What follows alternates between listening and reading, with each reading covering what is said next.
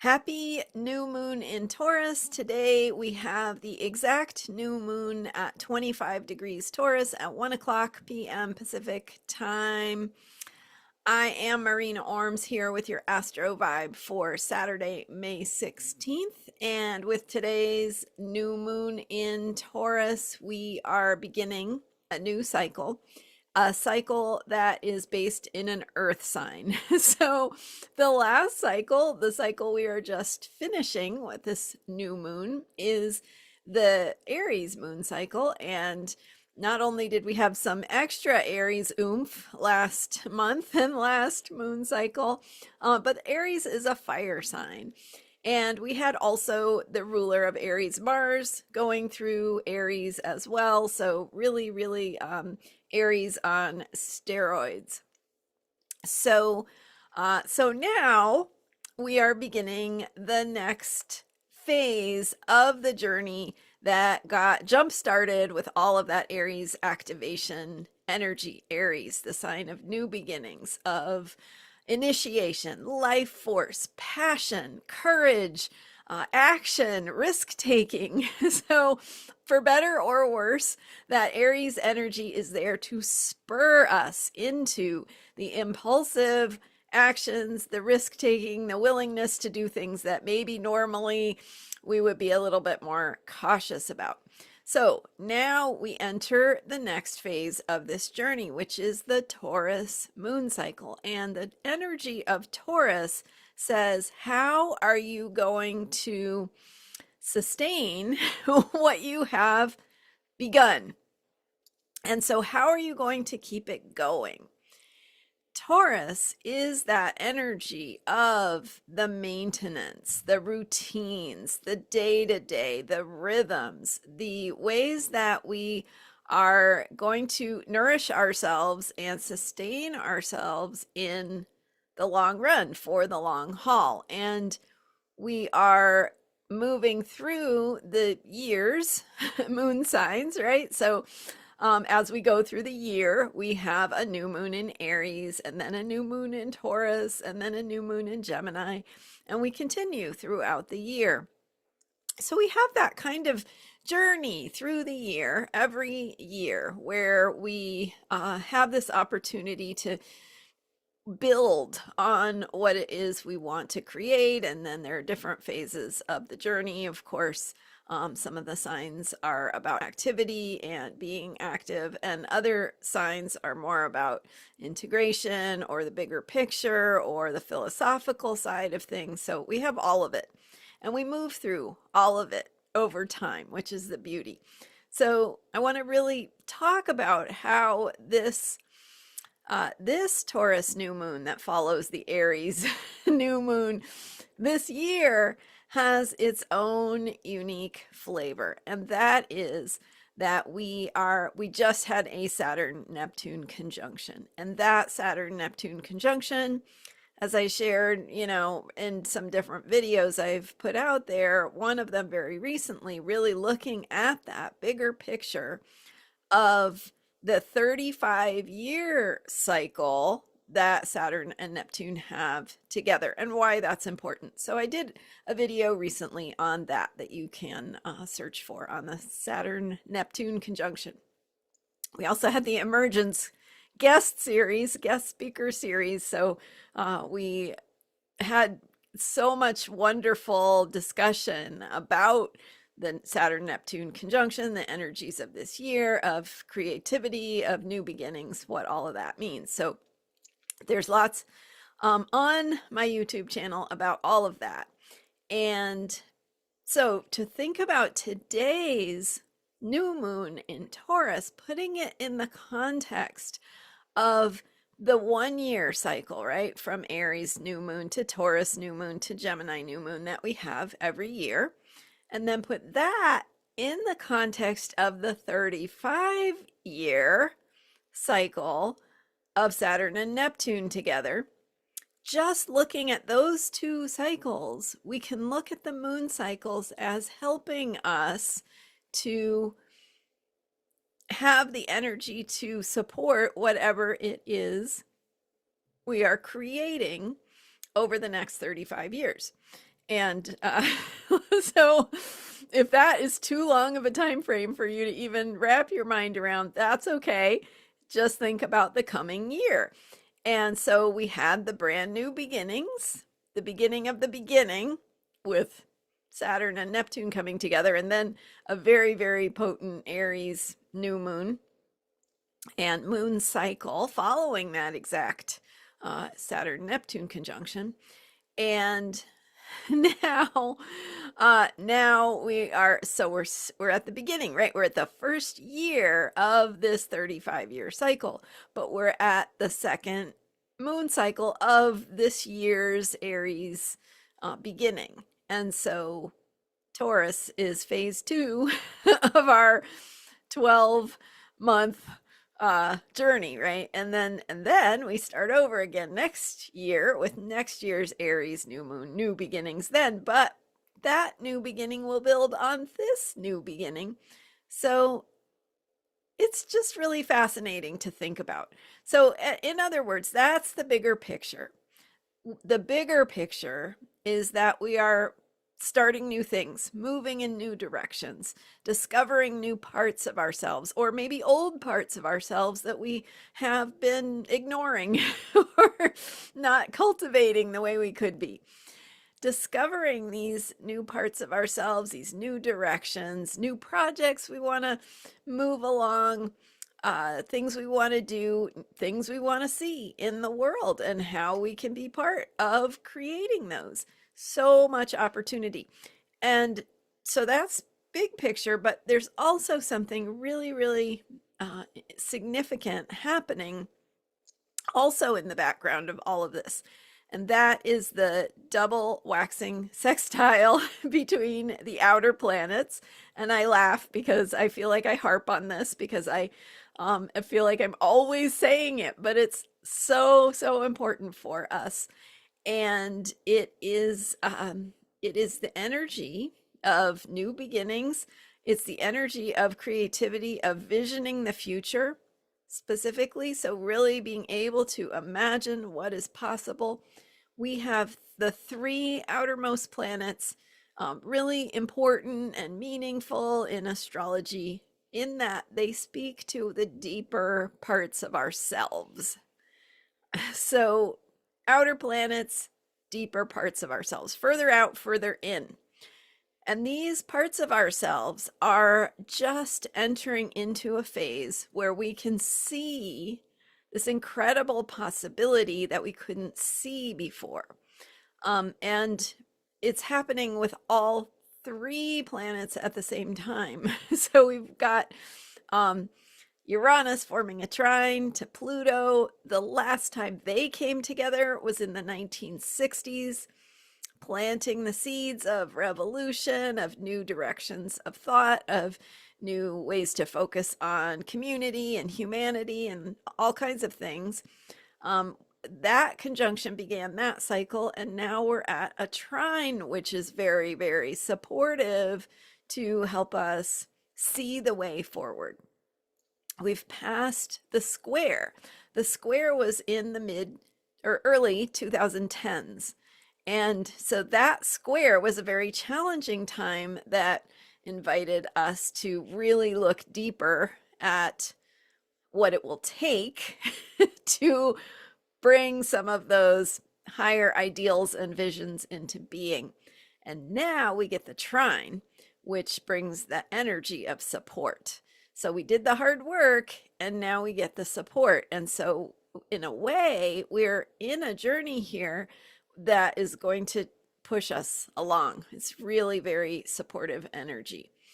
The wind is going to just carry us. Now we have to get in the wind. We have to choose on purpose, make those Aries courageous action steps to do things, to take the risks, to move things in the way we want them to go. But when we do, there is this support.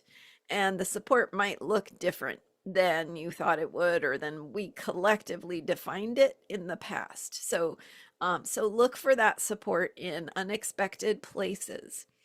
but it's very supportive energy. So not only is there the Uranus trine to Pluto, but Uranus is in a waxing sextile, also very visionary, also very supportive to Neptune, the planet of dreams and imagination. Uranus and Neptune came together in their conjunction in the early 90s. So now we have support for the seed that was planted in the early 90s.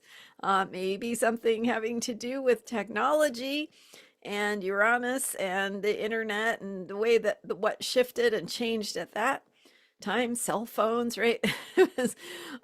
So much has changed since then. Anyway, there's also support for what we want to create related to that. There's also support in that Neptune is in a waxing sextile to Pluto, and they last came together in the 1800s. So they are on their waxing sextile to have support for the energy of this. They came together. The last time they came together was before we even knew that Pluto existed. So this is big picture stuff. And anyway, the point is the point is that there's all this energy of support. But the downside of that is that there is also the energy of support for the things we don't want. And so we have to choose purposefully, courageously, proactively to step into, claim, and create the things that we want to see. And there's a lot of support when we do, but on the flip side of that, it's not going to just happen. So see how that works? So so if we want to go sit on the couch, we're opening the door to let something that we don't want easily manifest just as well as if we were to step in and claim what we want and shape and create and take the action steps to ask for what it is we want. Somebody else that maybe is creating something we don't want will have that same support. So it's a pretty incredible, magical time, and very much, I think, reminding us of how much power we have as individuals to create what our hearts want, but also to really see the world as in it's something that we are helping to shape, right? It doesn't just happen. Like, we have a say, and themes of democracy are falling right into this this timing. So individuals, human beings who have things they care about, who have things they want to see, change they want to see happen. It's like the activity and the ability to be active and asking the right questions and taking those steps and not accepting, that things have to be the way we don't want them to be, but being proactive. So that is the context of this Taurus new moon. And now the Taurus new moon, bringing it back to the here and now, is really an opportunity to say, okay, what we're doing is going to take a long time. Ultimately, the journey might, have this huge potential for what it can create, but also we have to acknowledge that that takes trust, it takes patience, it takes perseverance, it takes action over and over again. And so we have to do that. And the Taurus moon, the Taurus moon cycle says, how are you going to keep yourself going on this journey? How are you going to take care of your body? How are you going to get the rest and the nutrition that you need to carry you along this whole path and process, however that is, turning out in your life? And not only that, but also the energy of Taurus So it's about how we feed and sustain and nourish our bodies, but also how we feed and sustain and nourish on all levels. So how do we take care of our communities, right? And is there another kind of resource that might be important? You know, we always think about money, right? And I think money was really important in the past, but I think going forward, we might find that other kinds of resources have a lot of value, a lot of tangible value. And so how we support one another in our communities could be a resource. How we pool resources, how we, I don't know, right? It's like about being creative. So different ways of looking at resources. And this moon cycle is going to kickstart some of that. It's like, how do you think about resources and what sustains you, and how you and your buddy and your community and, you know, whatever kind of group you're part of, how are you going to work together to sustain and stay on the journey to make whatever work you're doing happen in the long run. So, themes of nourishment, themes of resources, themes of sustenance and maintenance, and how we're going to maintain. And then, with all of this, just bringing it really down into the day to day of self care and taking that time to slow down and acknowledge, hey, this is going to take a while. So I might as well get a good night's sleep, or take some time to prep my food for the week, or whatever, right? So those are the kinds of things we're working on during this Taurus moon cycle. And I have one final thought to add to this, and that is the theme of gratitude. And when I began doing these videos back in, it's been almost 4 years now, back in 2022, we started, and I forget if it was that year or maybe the next year, when we started the gratitude challenge. And that was where we did one thing you're grateful for every day. And so that was the challenge throughout the Taurus moon cycle. And so if you want to get on board with that, a practice of gratitude helps you on so many levels. It reminds you that, hey, there are good things in the world. It supports your well-being. It helps you, it supports your nervous system. There is, all the heart math resonance between the heart and the mind, and the work that they've done to make that connection, and all the stuff about the nervous system. So gratitude is one of those practices that can just activate all the wonderful neural pathways in your body that help your well-being, right? Help you calm down, help you feel relaxed, help you renew, rejuvenate, all of that. So the simple act of thinking about what you're grateful for is beneficial. And so you could write it down. You could have a journal where you write your gratitude down. Some of you already do this, I know that, but this is a great challenge for those of you who maybe don't do it or have gotten out of the habit. So important right now in our world, I think, when it's so easy to feel discouraged about this and that. To write what you're grateful for, and to think about, what's going on in the world of nature around you. What is going on that's just a simple pleasure? How can you share that with someone, someone you care about, your neighbor, just sharing that feeling and that spirit of kindness.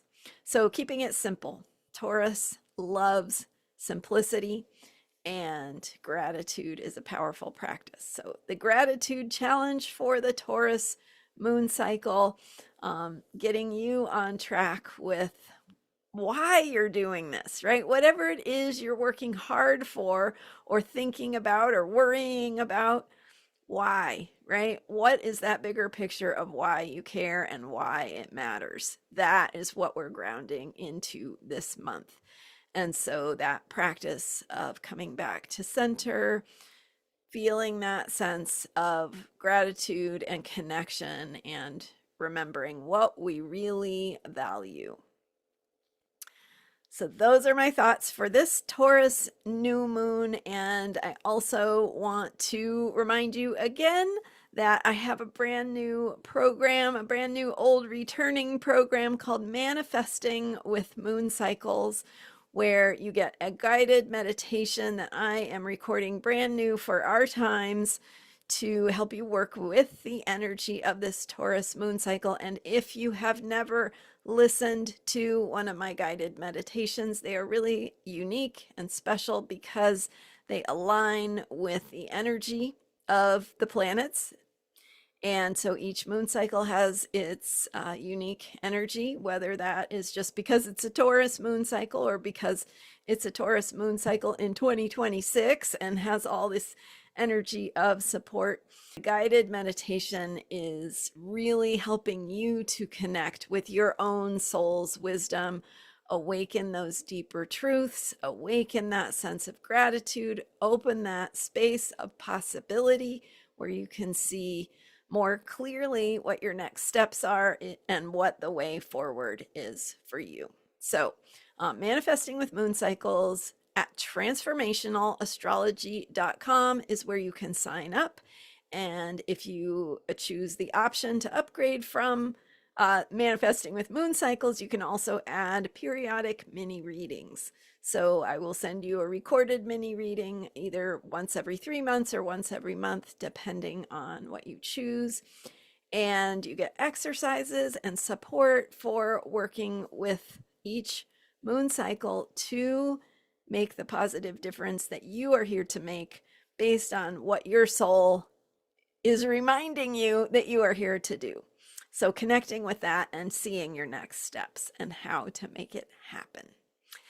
Transformationalastrology.com, where you can learn more about that. And thank you so much for being here and for subscribing to this YouTube channel. I will see you next time with more astrology for unshakable self-care. Bye for now.